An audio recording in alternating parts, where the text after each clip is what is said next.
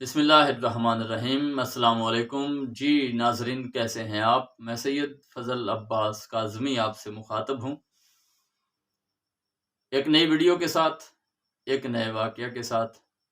اور آج کا واقعہ جس عاشق رسول، جس غلام رسول، جس صحابی رسول سے منسلک ہے، آئیے ان کے تعارف کے لیے ایک ہی جملہ کافی ہوگا کہ جب حضور نبی کریم صلی اللہ علیہ وآلہ وسلم مکہ سے ہجرت کر کے مدینہ تشریف لائے تو مدینہ میں ان کا بہت بڑا استقبال کیا گیا۔ مدینہ کے بڑے بڑے رئیس وہاں پہ پہنچے ہوئے تھے حضور کے استقبال کے لیے۔ جہاں عمرہ آئے ہوئے تھے وہیں پہ مدینہ کے غریب بھی کسی سے پیچھے نہیں تھے، کیونکہ انہیں یقین تھا، انہیں پتا تھا، ان کا ایمان تھا کہ غریب پرور آ رہا ہے، غریبوں کا غم خوار آ رہا ہے، غریبوں کا غم گسار آ رہا ہے، غریب پرور آ رہا ہے، اس لیے وہ بھی سارے اکٹھے تھے۔ اب ہر امیر کی خواہش تھی کہ حضور مدینے میں آنے کے بعد جب اونٹنی سے اتریں، اپنی ناکہ سے اتریں، اپنی سواری سے اتریں تو ان کا پہلا قدم میرے گھر پہ ہونا چاہیے۔ جب ہر طرف سے آواز آنے لگی حضور پہلا قدم ہمارے گھر پہ، حضور ہمارے گھر پہ قیام فرمائیں، حضور ہمارے گھر پہ آئیں، جب ہر طرف سے آواز آنے لگی تو حضور نبی کریم صلی اللہ علیہ وآلہ وسلم نے فرمایا کہ دیکھیے، لڑیے نہیں، آج یہ فیصلہ ہم اپنی اونٹنی پہ چھوڑتے ہیں، اپنی ناکہ پہ چھوڑتے ہیں، اپنی سواری پہ چھوڑتے ہیں۔ جس کے دروازے پہ جا کر میری سواری بیٹھ جائے گی میں اسی کے گھر پر قیام کروں گا۔ حضور صلی اللہ علیہ وآلہ وسلم نے اپنی ناکہ کی مہار ڈھیلی چھوڑ دی۔ صاحب کتاب کہتے ہیں کہ اب ناکہ بڑے بڑے امیروں کے گھر چھوڑ کر اس غریب کی دہلیز کے سامنے آ کے بیٹھی، جس کا کچا مکان تھا، جس کا نام حضرت ابو ایوب انصاری رضی اللہ تعالی عنہ ہے۔ اور یہ تب تک غریب تھے جب تک حضور کی سواری ان کی دہلیز پر نہیں بیٹھی تھی۔ جیسے ہی سواری بیٹھی، کائنات کے سب سے بڑے مقدر کا مالک حضرت ابو ایوب انصاری بن گیا۔ یہ خوش نصیب تھا کہ مدینے میں جس کی دہلیز پر سب سے پہلے حضور نبی رحمت کے قدم اترے۔ یہ ہیں حضرت ابو ایوب انصاری رضی اللہ تعالی عنہ۔ حضرت امام جعفر صادق علیہ السلام روایت کرتے ہیں، منقول ہے ان سے، وہ کہتے ہیں کہ حضور نبی کریم صلی اللہ علیہ وآلہ وسلم مسجد نبوی میں تشریف فرما تھے۔ یہ حضرت ابو ایوب انصاری نے سوچا میرے گھر پہ 2-3 کلو جو کا آٹا میسر ہے، ایک بکری موجود ہے، کیوں نہ آج حضور کی دعوت کروں۔ یہی سوچ کر وہ نبی رحمت کی بارگاہ میں آئے، ہاتھ باندھے، آقا، میرے مولا، میرے سردار، میرے حضور، سرکار اگر اجازت ہو تو میں غلام کچھ کہنا چاہتا ہوں۔ حضور فرماتے ہیں جی ابو ایوب، کیا کہنا چاہتے ہو؟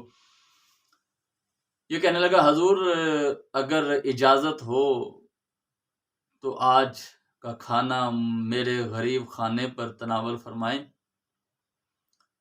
حضور صلی اللہ علیہ وآلہ وسلم نے دعوت کو قبول کیا۔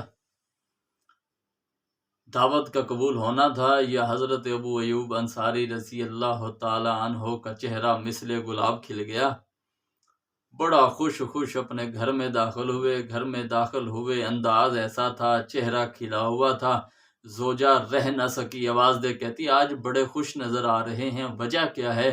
حضرت ابو ایوب انصاری مسکرا کے فرماتے ہیں خوشی کی انتہا ہے، کیونکہ آج جنت کا مالک ہمارے گھر کو جنت بنانے کے لیے آ رہا ہے۔ اللہ اکبر، اللہ اکبر، یہ ہے عشق، یہ ہے محبت، یہ ہے مودت۔ آج اللہ کی جنت کا مالک ہمارے گھر کو جنت بنانے کے لیے آ رہا ہے، جلدی کرو، آٹا گوندو، حضور کی دعوت ہے، اللہ کے محبوب تشریف لائیں گے۔ حضرت ابو ایوب انصاری رضی اللہ تعالیٰ عنہ کہتے ہیں میں نے بکری کو ذبح کیا، سالن بن گیا، روٹیاں تیار ہو گئیں، حضور کی بارگاہ میں پہنچا، حضور تشریف لائیے۔ نماز پڑھانے کے بعد حضور نے فرمایا ابو ایوب، میں نے کہا جی مالک۔ فرمایا جلدی جا کے مدینے میں اعلان کر دے، آج جسے بھی کھانا چاہیے وہ میرے گھر پہ آ جائے۔